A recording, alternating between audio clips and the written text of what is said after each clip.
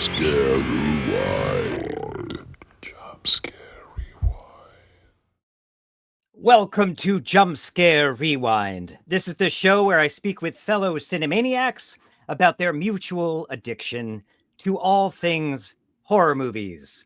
Today's guest is my friend Sean Keller is an actor. He's a singer-songwriter. He's even a former contestant on Jeopardy! He's a screenwriter, having written for horror legends Dario Argento, John Carpenter, and Chelsea Stardust, who also happens to be his wife. He's written dialogue for Academy Award winners Nicolas Cage, Anthony Hopkins, and Adrien Brody. Please welcome Sean Keller! Woo! Sean, welcome to the show. Well, thank you, Ian. Thank you for being my very first guest ever on Jumpscare Rewind. I will avoid all deflowering analogies and keep this classy. You can say anything you want. We're talking horror movies, so talk about deflowering, please. So I need to ask. No, I appreciate your time. Now I want to ask you before we really delve in. Have you seen any new horror movies lately? Anything at the theater, at home? Yes, I went to the theater. Actually, went to an early screening of The Long Walk. What did you think? It is, as advertised, a story about killing young men. And so I don't know if people have much of a taste for that right now. But I thought it's crushingly bleak, which is what I love. Yes. So it ties into my choice for today. I love a bleak film. I love a film that doesn't pretend that there's happy endings in this world. And so it's really fun. And people go to see movies like this, and they typically have a very visceral negative reaction. And so I'm seeing quite a bit of that, except, within the horror scope, most people love this kind of thing. So my friends are like, oh, it's so great. I'm like, yeah, it's really great. It's really brutal. And if you're in for a dystopian, brutal tale, it's like, it's really, really good for that. Yeah. But it's probably the bleakest theatrical release since The Mist. Oh, yeah. I agree with you. This is it is depressing. And like you said, like in the news, obviously there's lots of shootings. There was a particular one last week in the news, which was pretty horrible and crazy. And seeing a lot of people get shot in a movie right after that happened was really kind of creepy. I think it's excellent. I think it is so good, so well written, directed, acted, but holy, I don't want to see it again. But man, I recommend it. Yeah, it's an enjoyable bad time. Yes. Is the way I put it. It's a great metaphor for, the draft, for all wars in general, for the sort of like regular need for societies to kill off a big chunk of their young men. It's a lot of these issues coming up. I think the Major is such a cartoon character that it's hard to like. Oh yeah. I mean, I love Mark Hamill. It's totally Same. like the role that like Tim Curry would have done 10 years ago. And 20 years before that, it would have been Dennis Hopper, like chewing it up. But it's a cartoon character. It's just, I'm the bad guy. It is the one thing that kind of takes you out of the reality the film is presenting otherwise. And it definitely that's where you feel the early Stephen King of it, where like it's a character. It's one of his earliest things he wrote, the story. And so that character is so just like, you know what I don't like? Military guys. And so it's completely one-dimensional. So it is like the story? I had not read that. I have not read it. I've had a lot of people tell me about it. I specifically didn't want to read it before the movie because I'm a big fan of watching the movie first and not making it live up to the book. And then reading the book later and going, oh, look at how grand this world is and what could have been. And I Books find that ruin movies. I find it more pleasing to do it in the inverse. I mean, there's plenty of them that I've read already that have been adapted, and that happens all the time. And it makes you instantly comparing them. You're instantly, you can't step out of that mode if you've read the book before seeing the material. And so I think it's unfair to the film on a certain level. But I've heard some people who love it and some people who don't. And I highly recommend it if someone's in for a depressing time. I think the thing about it is it does feel like it could be something that happens in this time that we're living in. Yeah. So it's, why horror? Why are you so addicted to this genre? Well, I mean, I think like most people, you're drawn to the taboo. You're told when you're young, this is too scary for you. And you're like, is it? You know, you're never in more of a hurry to grow up than like between 8 and 12 years old. And you just want to, you know, prove to everyone that you can take things. And that's, I think, when most people really start their love of horror. It's all the gateway things that led you there. I mean, like, I'm a child of Scooby-Doo. And that was just omnipresent. You know, I was lucky enough that when I was a kid, there was always some form of a riff on the Universal monsters in cartoon form. There was like the Groovy Ghoulies, and there was just so many things like that around. So I was ready for it.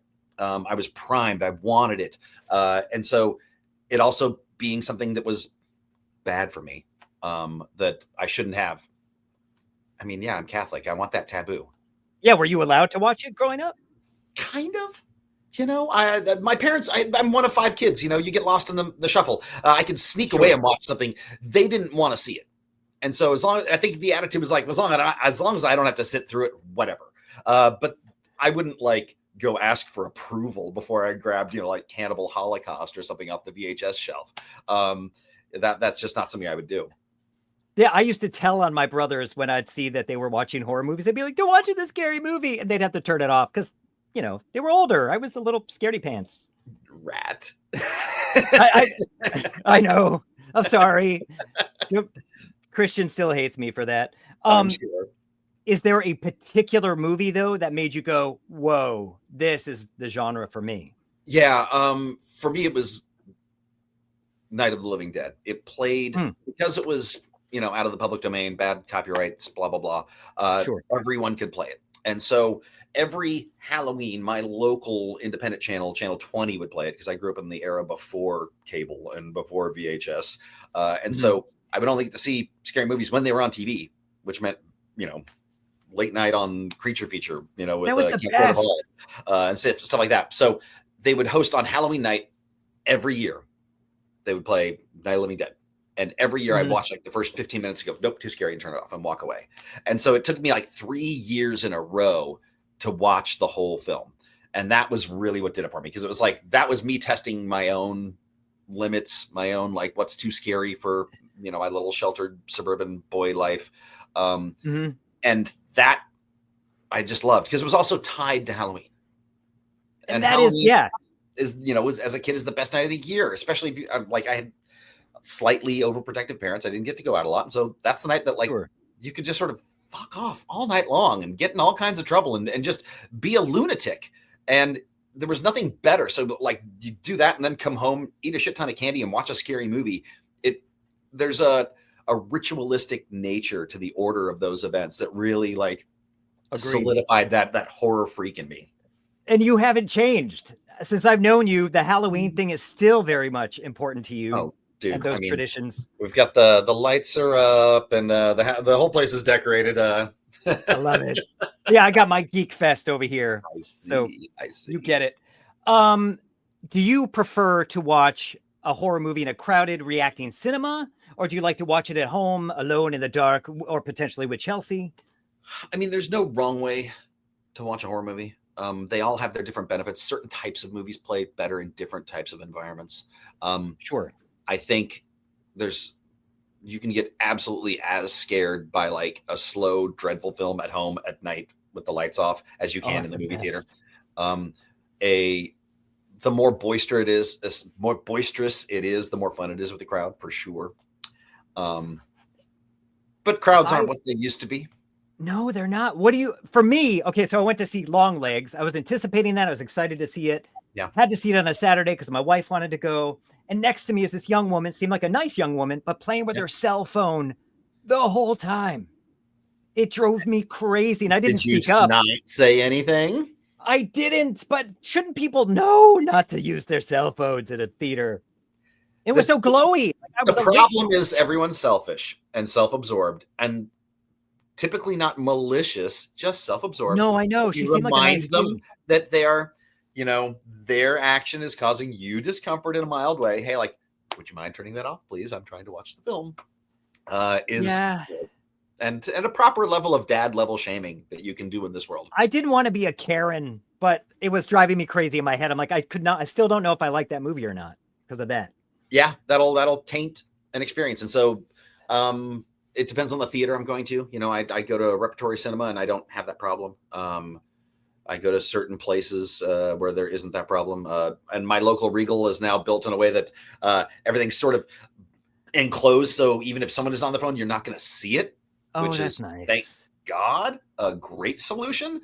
Because I know it's hard to put to disconnect people from their addiction. In Nosferatu, there were two people way up front, like on either side with their cell phones. You could tell they were bored by the movie. I'm like, oh my God. But I should speak up. You're right. I will speak up. Just politely, respectfully. It's not, they aren't trying to ruin your time. They're just not considering you. So okay. Can I throw things? Politely. I can't throw things? No. Don't be violent. All right. Violence is not the answer, Ian. Okay, I should know Only that in our now. movies. That's true. Well said. So now we're going to get into this segment. The 3 game segment. Okay. So the first game, and only you are going to play, except for the third one, I will play with you. Okay. But the first one is I'm going to show you 3 images from a movie poster, super close, slightly out, then a little further out. Okay. I'm sure you're going to guess this one, but if you don't guess it, you're going to get a boing sound. If you guess it, you get applause. Okay. Are you ready? I'm first aware of image. You're going to win. I'm sure you'll have it on the first one. I know you. You have 5 seconds. 1, 2, 3, 4. Your nail like that. 5. Second guess. 1. Oh, 2, the Howling. 3. What? I am very impressed. You did get it. Good job, Sean. It took me that second shot. I was like, what is that? There's a lot of grubby nails in posters. Yeah, I think this next one would have given it away if you had not gotten it. For sure. You got it. For sure. Okay, so the next game is I'm going to show you a poster tagline, and you have to guess what movie it's from. Okay. I know you're good, so I think you're going to get it. Well, but again, you'll get applause. You'll get those applause if you win. That's what I live for. A story so shocking, so threatening, it will frighten you beyond all imagination. And you can I'll give you 3 guesses. It's Texas Chainsaw Massacre. Oh, what? Incorrect. Oh, that's 1. That's 1. A story so shocking, so threatening, it will frighten you beyond all imagination. Threatening? Yeah. Last House on the Left? Oh! Should I give you any hints or not? Sure. It was not the most successful film. All right. And it's from the 80s. It's from the 80s, not super successful. From the 80s. Not so successful. The Thing. What? Oh, that is a good guess because it was not successful, but... Okay, okay. The movie is, let me find the poster, The Entity. The Entity. I can hear all my buddies at Horror Trivia just screaming like dumbass at me. It's actually right there, but you couldn't see it. Oh, I couldn't see it. My head was blocking it. Okay, Yes, but that was pretty good.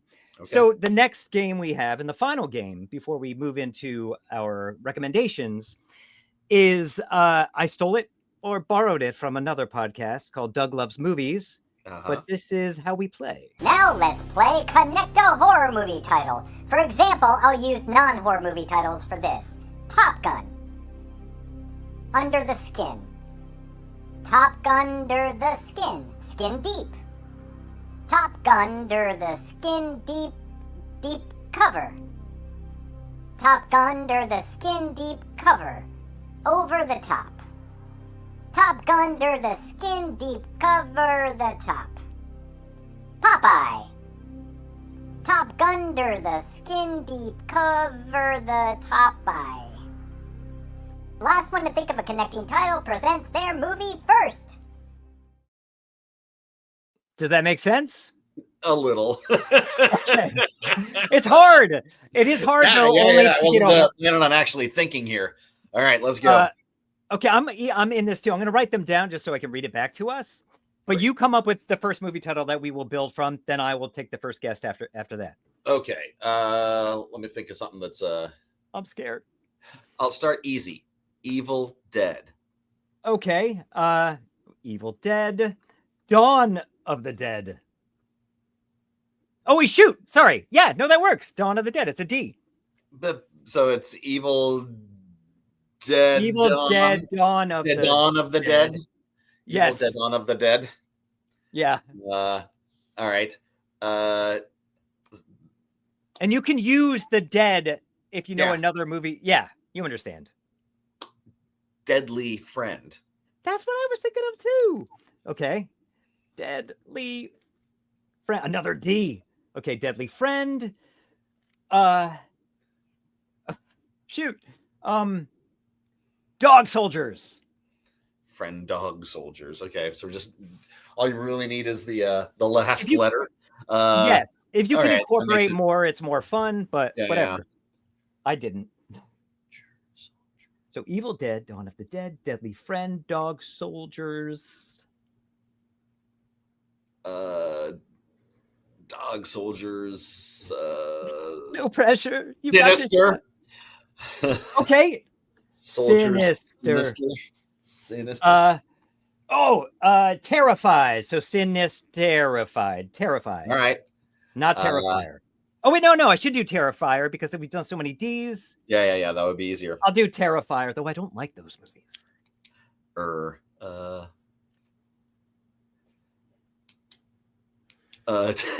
Terrifier, Rage, Carry 2. Sure. Rage, Carry 2. Oh shoot. Oh, making it tricky. that's hard. Putting the 2 on it. I guess I could start with an O, right? Sure. Rage, Carry 2. Hold on, let me just write that down. Carry 2. God, that's so hard. Oculus. Oh. Oculus. Ooh. I was gonna say you should have gone with Together that just came out this year. Oh shoot, I like that. That was good. Yeah. Oculus. Well, I'd just say Us, but that's Oculus Us. Why not?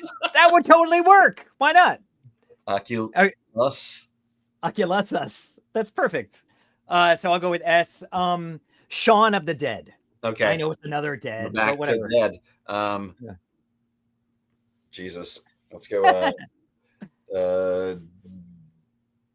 Dead of Night.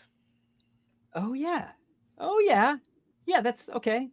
Dead of Night. Oh no. Dead of Night. Another T. The Thing. You got it. The Thing.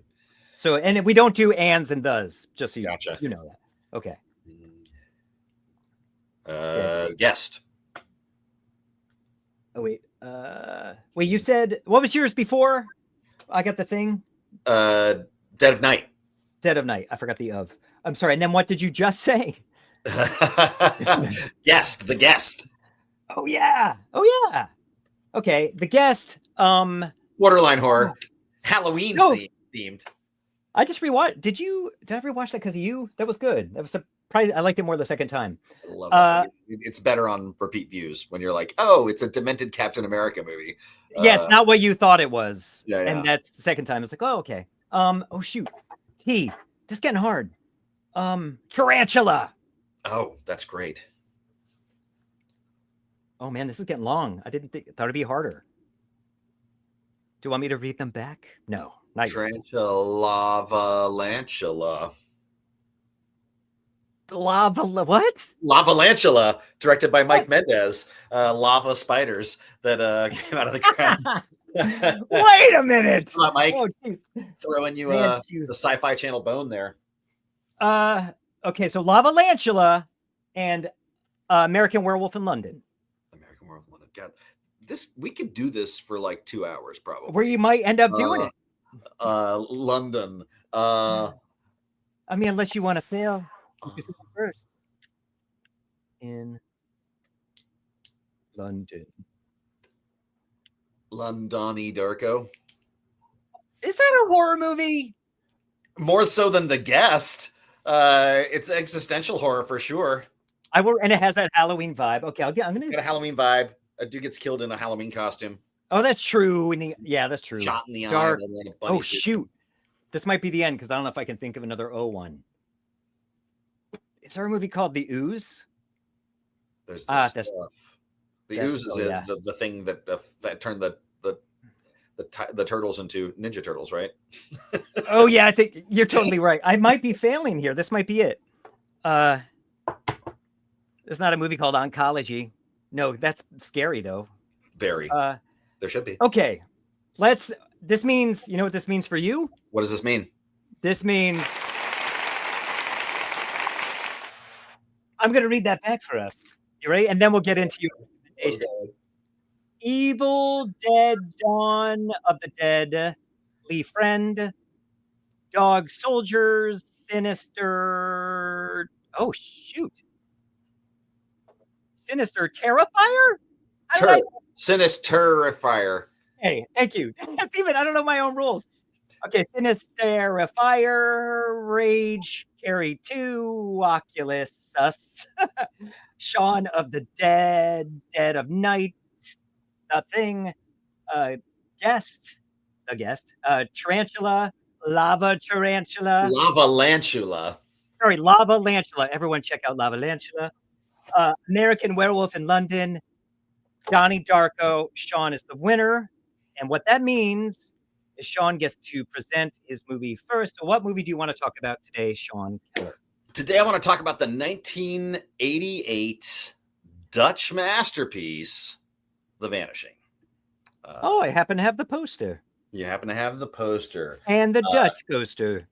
Yep. Spoilus, directed by George Sluizer. It's notoriously known as the movie that Stanley Kubrick said was the most terrifying film of all time, which terrifying isn't necessarily the right term for this film. Mm-hmm. But I can see why Kubrick fucking loved it. And why is that?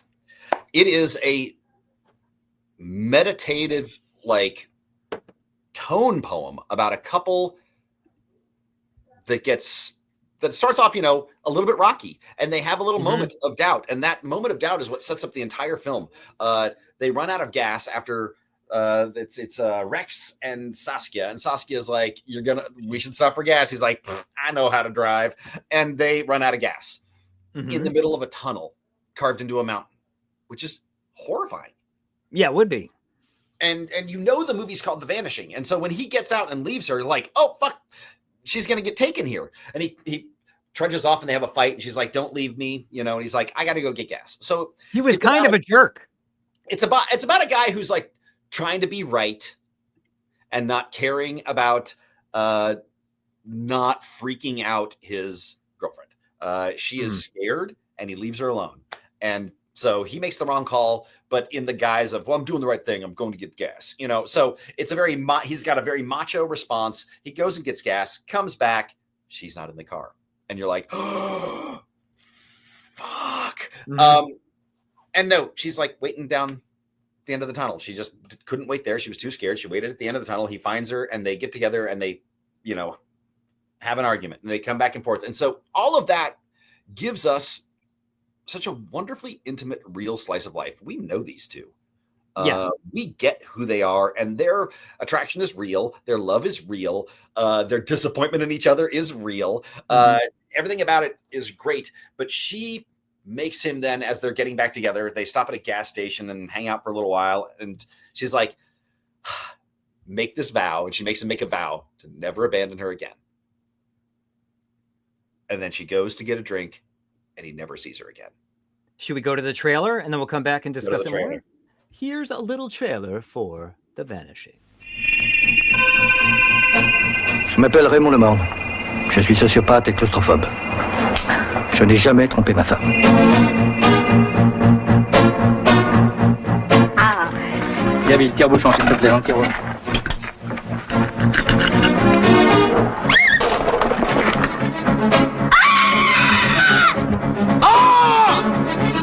Mais je m'empresse de vous dire que pour moi, le pire, ce n'est pas tuer.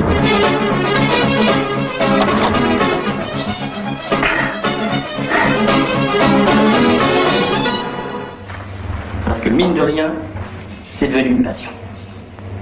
Tu as quelque chose dans la tête? Vous êtes un menteur. Menteur?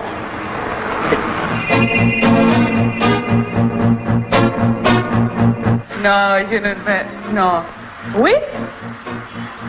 Et je veux...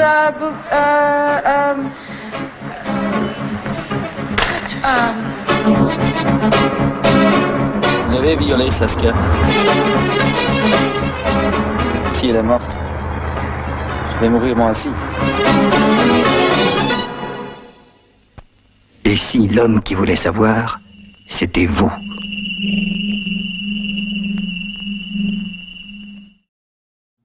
I only saw the remake.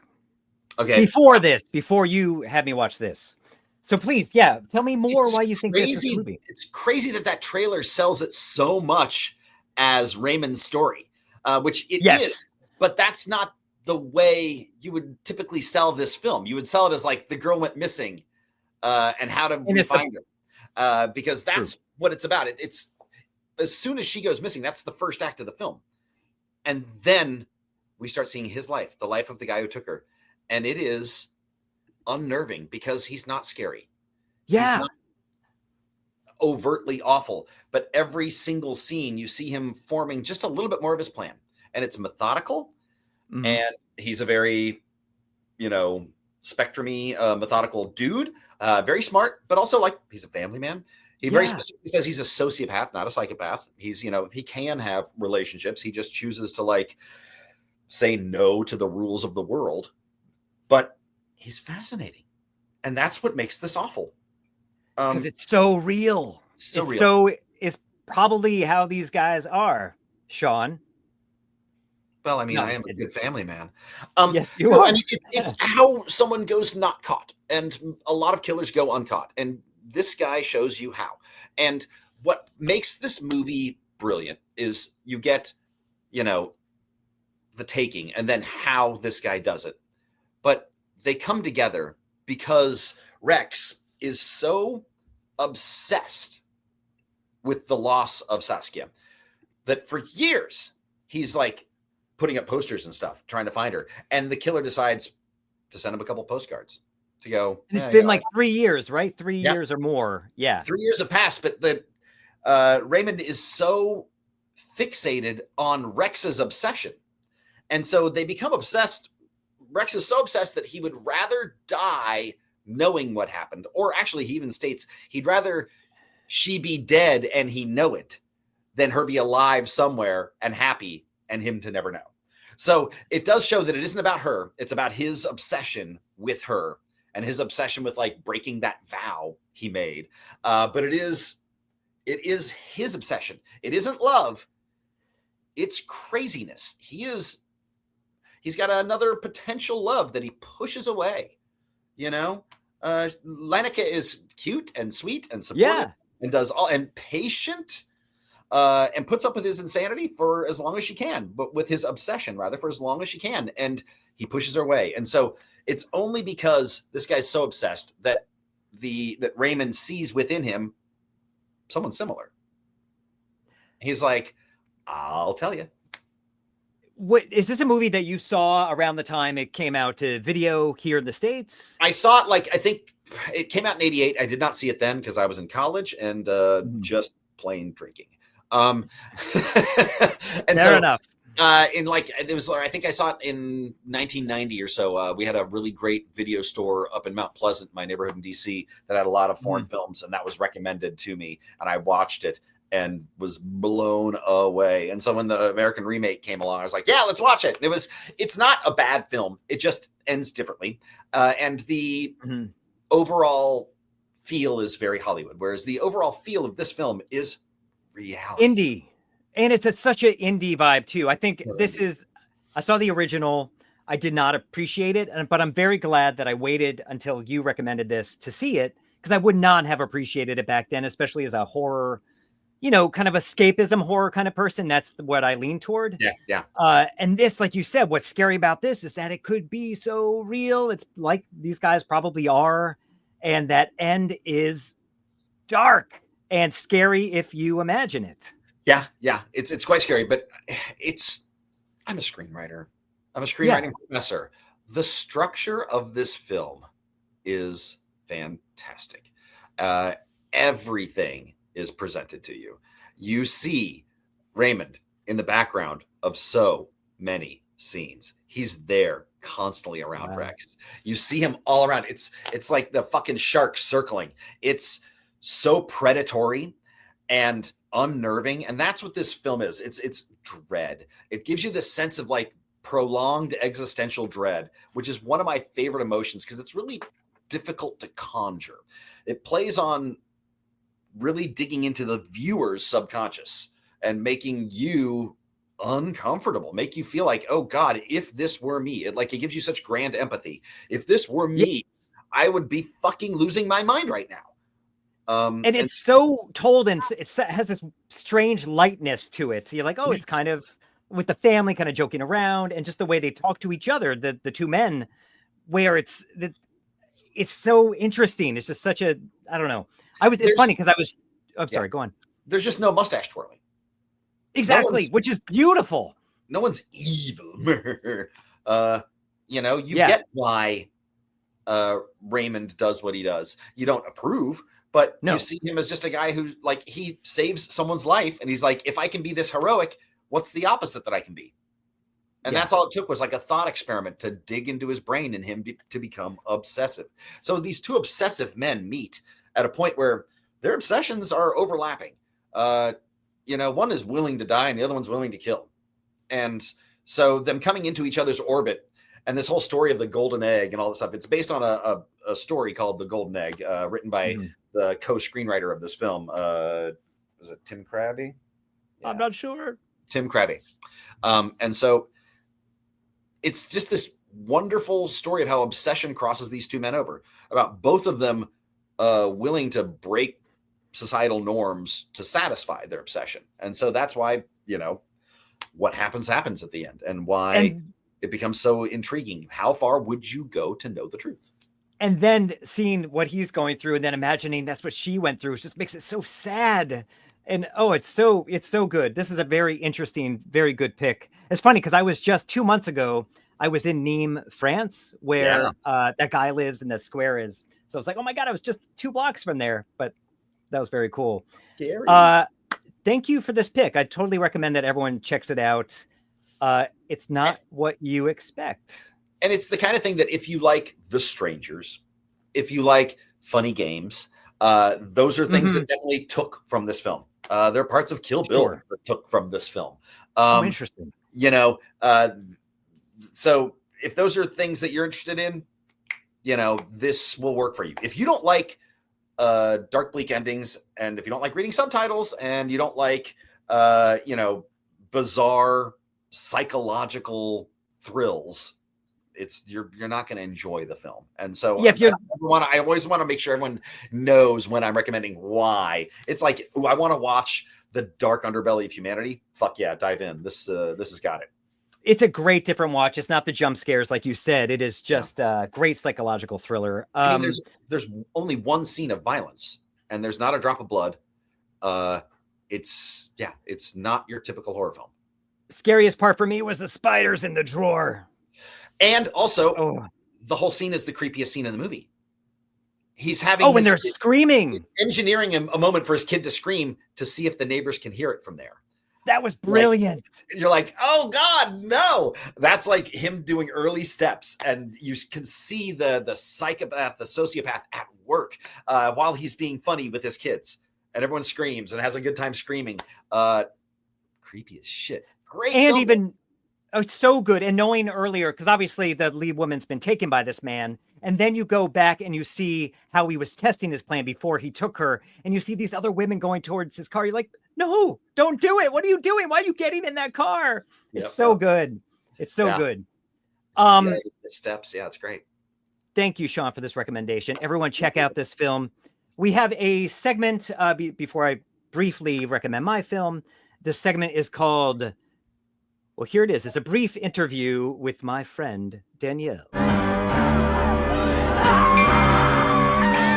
Everybody please welcome my friend Danielle Perry. You know her from HBO's Julia, Dexter the New Blood, The Boston Strangler, but we are here today to talk to her about her role as Marjorie Glick in 2024's Salem's Lot. Yes. So thank you for doing it. Thank you for having me. So my mother's a huge Stephen King fan. I don't know. I'm more of like a true crime TV person. Okay.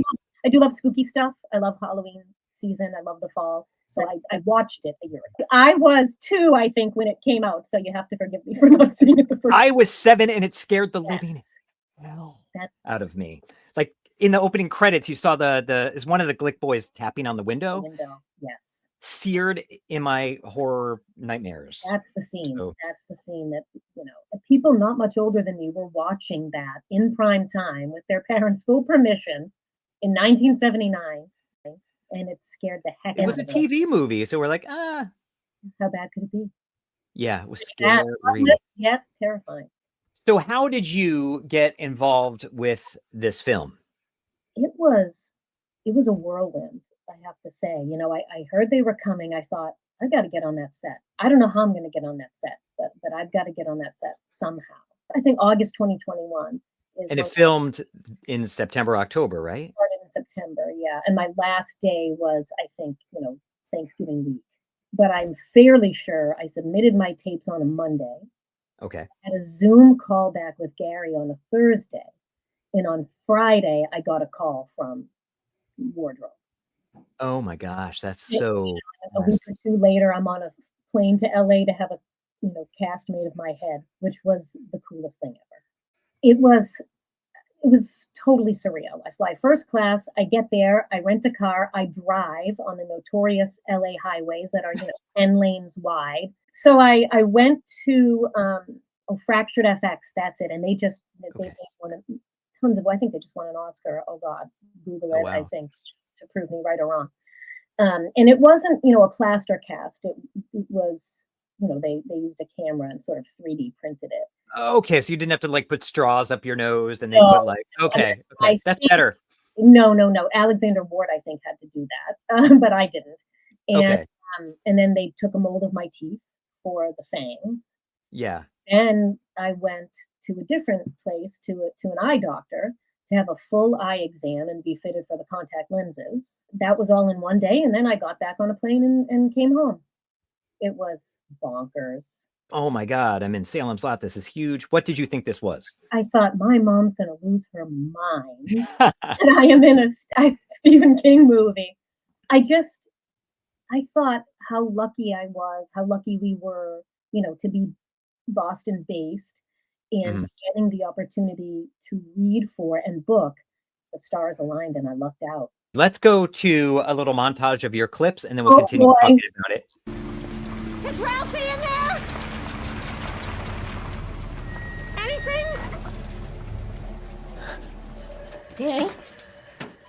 Danny, what is it? Nurse! Water! My son, he's awake.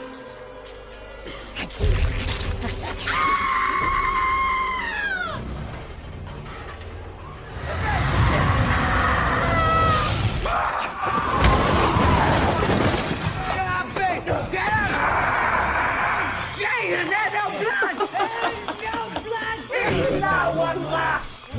Even now your circle is smaller!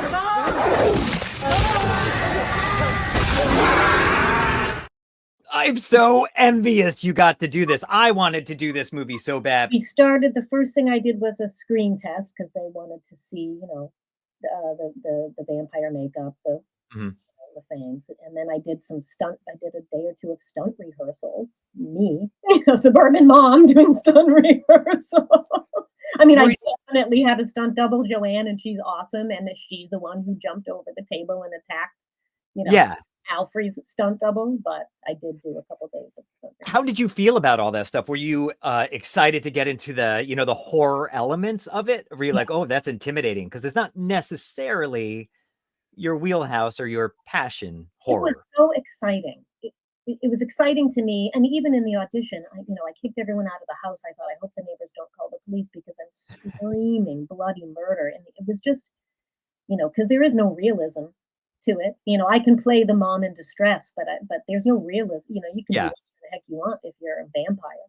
What intimidated me was having to, attack Alfre Woodard because she's a national treasure. Yeah, she is. Did So you I hurt? thought, Did you actually bite her?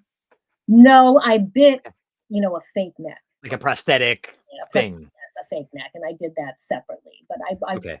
it was, and most of those scenes were with her stunt double, but some of them were, me straddling Alfre Woodard, and she could not have been cooler. She's a legend. Did it take days to do that? Just 3 days. Most of it was the stunt team, and they were awesome. But some of it was, it was a little strange to be straddling Alfre Woodard with Lewis Pullman, yanking a sheet over my. At one point, I'm like, "You've got my hair." It actually hurts. But everybody was very nice. It was, like you were so in it. Was there any sort of time of my life? Time of my life. Was there any sort of research? Like you said, it's not based on any sort of reality. So what do you do? How do you leave it? Gary had worked on it a lot with Alexander Ward, who played Mr. Barlow. So they had a lot of ideas in place for the physicality of the vampires, the voices of the vampires. And so Alex was on set every day, even if he wasn't working, as his character. He was on set every day that there were vampires on set to sort of help with that. But you understand how important this is to the fan base, to horror people like me. Did you feel you had some sort of responsibility to the fans? Yes, and you have something to live up to because there's an 800-page book, which there's no way. The backstories he crafts and really bringing this town to life with all the minor characters. There's no way you're fitting that into a movie that's less than 2 hours long. No way. And the miniseries is 4 hours long, and you still can't. And the miniseries in '79 did stray from the book a bit. So there are people who are book purists. There are people who are 1979 miniseries purists, and and just horror fans who want to watch a fun vampire movie and aren't trying to compare it to anything else. And so you just wonder how it will be received. And how do you feel that this film was received? I don't know. It took 3 years to see the light of day, and that must have sucked. It did. It was, is it ever going to come out? Is it going to come out in the theaters? Then it gets moved to streaming. You worry about shakeups at the studio, COVID. But it sucked for we as fans. We're like, when is this thing coming out? I was dying to see it. I think that, I think it depends who you ask. I'm super proud of the work. Gary is awesome. Everybody who worked on it that I interacted with was so excited to be there and be doing it. And I do know that there were mixed reactions from the public depending on, where their loyalties lie. What did your mom think? Oh, my mom was thrilled. she just couldn't believe it. She loved it. She must have been so proud too. Well, she loved it. Yeah. Is she afraid of you now? I wish. No, that woman's not afraid of anything. Let's get like a 10-episode miniseries version of it and put me back in it. That's what I want to say. Put me in some more Stephen King stuff. Anything Stephen King should be filming in New England. That's right. He's in Maine. Even suburban moms become vampires. Well, thank you, Danielle, for your time, and check her out on IMDb. And thank you, Danielle. Thank you, Ian. So, Sean, what did you think of that Salem Slot film? I hold the original in pretty high regard, and so it did not click with me. It just wasn't one that... It did not click with you? It was sort of it felt like the story was way too compressed, and there wasn't enough air in it to tell the story properly. It was it was more interested in stringing together a bunch of jump scares, some of which were quite good. Sure. But yeah, it as a whole, I think it misses what the book did and misses what Hooper's film miniseries did. Even though and I think both elements of the source material are good, not fantastic. You know, there's moments of that original Tobe Hooper one that are chilling that I never felt in this new one. This new one felt very much like just a contemporary ghosty horror film is what it felt like, you know, with vampires instead of ghosts. But it was that vibe, and you know, it was fine, but not my cup of tea. Yeah, I agree. It just felt like kind of they touched on moments of the book, and it just once it got delayed, I was like, oh no, this is not a good sign. Yeah, it was delayed for a reason. Yeah. Well, like she said in the interview that she's hoping that they make another mini series and she'll come back as that character so they can flesh it out, so to speak. Yeah, that was good. I just want to briefly this is my very quick recommendation for a film that I loved, what I think is one of the scariest films I've seen in recent years. And in English, it is called Terrified, and there is its original title. It's an Argentinian film directed by Damien Rugna, I believe. And he also directed that film When Evil Lurks. And this movie, it's on Shudder. It creeped the heck out of me. I think it's funny. It's scary. It's fantastic. I cannot recommend it enough. Let's show a trailer and then I'll get your thoughts on it and then we'll move on. ¿Qué es lo que está pasando, chiquito? ¿Por qué viniste a visitarnos?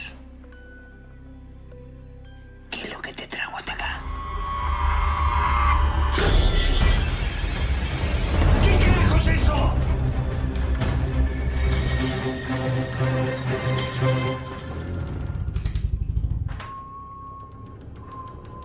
No tiene que tener sangre en las manos, no en este lugar. Supernatural horror is like my sweet spot. I've been chasing that scare ever since I saw The Changeling, and this movie gave me a little bit of that. What'd you think of this? I think it's fantastic. Runa is so good at making you think you're watching one kind of movie and then just slamming like story in your face. Like it starts off with the creepy kid ghost stuff, but it just gets so bigger and so much bigger. But it is scary. It is so scary. And the characters are great. Like, you know, each of these people, they're full people. He's very patient with his scares, and that's what makes a great scare. Someone who takes their time to like make you wait and wait and wait for it, because then your anticipation goes through the roof, and he plays with silence and like weird ticking noises and like all the things that are just gonna get your senses on edge. Shadows. And goes bam. Yeah, fucking great. It's a great movie. So good. I'm glad you liked it. When Evil Lurks is intensely violent. It's crazy. Like it's like Sam Raimi level fucking violence. But the dog and without the comedy. The dog. Brutal. He doesn't give a shit about like Hollywood rules, and that's what makes his stuff feel like unsafe. You know, it feels like he's not gonna play by traditional horror movie rules, and so you don't quite know what's gonna happen. It keeps you on edge in a wonderful way. Yeah, I can't wait for what he does next. Did you like When Evil Lurks quite as much? Okay. Yeah, I was a bit disappointed, but I liked it. It's not as overtly scary a film. Yes, it's more shockingly violent, but some of the violence is also very emotionally affecting, and so it's different films. But yeah, I like it. Well, Sean, thank you so much for your time. This was a lot of fun, and I hope you'll come back and talk about more horror movies sometime. Sure, love to, Ian. It was a blast. Awesome. Well, everybody, stalk Sean on IMDb. Watch all the movies. Do you want to promote anything or suggest they watch anything? You can find me on Blue Sky. I'm going to promote the movie my wife just produced that's going to be coming out next year called Grind, an anthology series, an anthology horror film about gig work. That's going to be something else that she directed the wraparound for. Bria Grant directed and wrote segments. It's going to be something fun to watch. Awesome. We will definitely keep a lookout for that. Sean, thank you. Everyone, like, share, tell your friends, and please return so that way Sean will return. Sean, stand by. Goodbye, everyone else.